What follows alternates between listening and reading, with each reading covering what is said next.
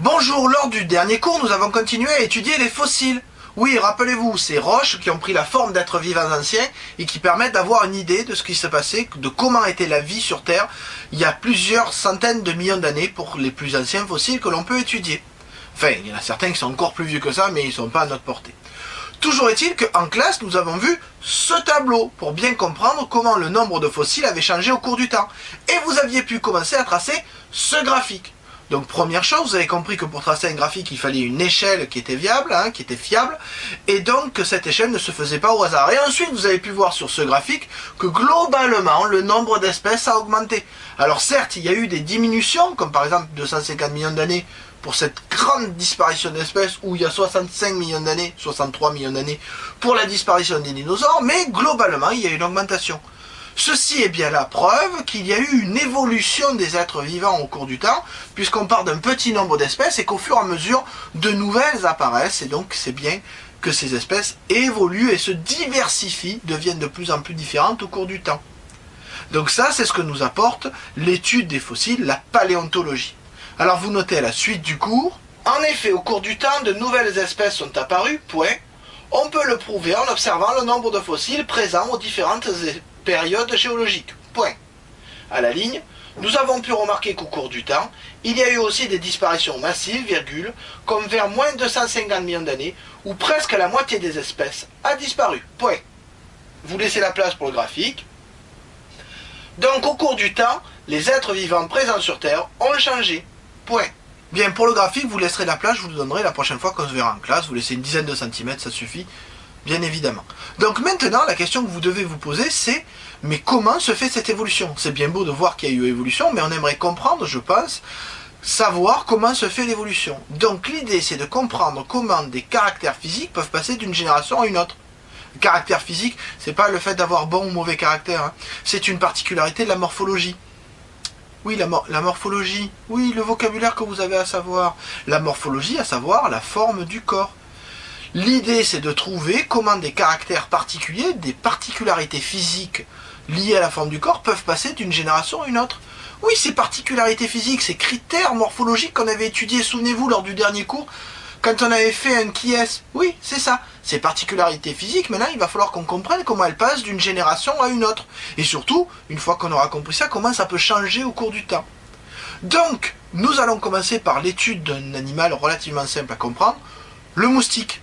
Alors ça explique aussi en partie les paysages qui sont derrière moi, qui correspondent à la Camargue. Camargue, un territoire magnifique à la France, à visiter, il ne faut pas hésiter, mais si vous y allez au printemps, n'oubliez pas votre lotion anti-moustique, parce que quand même il y en a beaucoup là-bas. Ne serait-ce que parce que ce moustique a besoin d'une étape dans l'eau, mais ça vous le verrez dans la vidéo ici.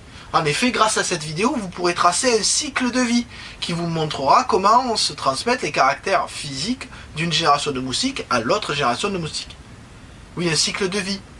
Oui, normalement vous l'avez fait, regardez, vous avez fait celui du papillon. C'est un schéma qui permet de montrer les différentes étapes de la vie d'un être vivant, animal ou végétal. Donc vous, ce que je vais vous demander, c'est de faire le même travail à partir de la vidéo. Vous me tracez un cycle de vie du moustique. Alors pour vous aider, le moustique, il a 4 étapes, c'est ce que vous verrez dans la vidéo d'après. Donc sur ce, je vous dis bon travail et bonne vidéo. Pour commencer leur cycle de vie, les moustiques femelles ont besoin de sang. Ce sang permet d'assurer le développement de leurs œufs. Certaines espèces de moustiques pondent directement à la surface de l'eau de 200 à 300 œufs. Dans un délai qui varie selon les espèces de quelques heures à plusieurs mois, les œufs deviennent des larves. Les larves sont aquatiques et mobiles. Elles s'accrochent à la surface de l'eau pour respirer et se nourrissent en filtrant de petites particules qui se trouvent dans l'eau. Les larves se développent rapidement. En moins d'une semaine, elles deviennent des nymphes. Les nymphes, qui ont la forme d'une petite crevette, ne peuvent pas se nourrir. Elles respirent à l'aide de 2 trompettes qu'elles portent sur le dos. C'est à ce stade que les moustiques subissent leur dernière transformation. Après 2 jours, la nymphe éclate et, comme une vision de film d'horreur, libère l'adulte.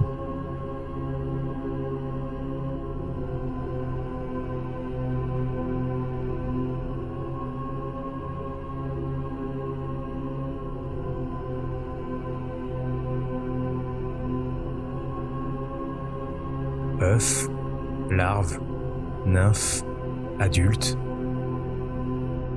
Voici les 4 stades du cycle de vie du moustique.